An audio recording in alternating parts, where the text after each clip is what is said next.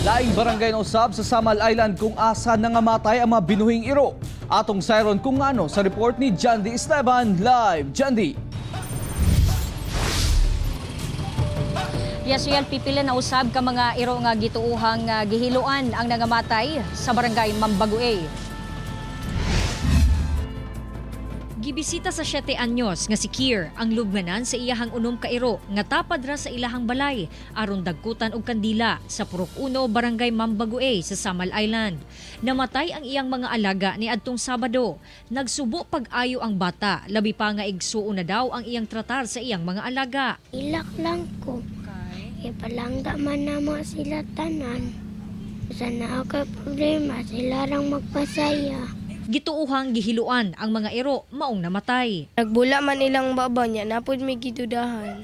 Gipa-examine na sa kapulisan ang mga iro sa City Veterinarian aron masuta kung unsa gyud ang ikamatyan niini. Ginaimbestigahan sa karon sa kapulisan kung gihiluan ba gyud ang mga namatay nga iro ug kung mapamatud-an pwedeng makasuhan ang mga responsable.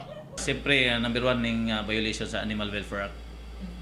So, inaot ko kung masapnan man namo ni kisay responsibilidad, di gyud may magduwa-duwa og file og kaso.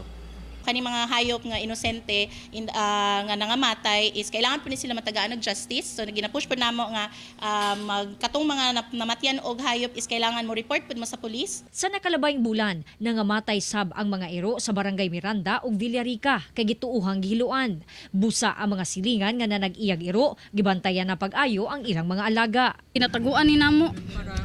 Mula lang ning taguan sa pumbalay. Para dili mahiluan na sige.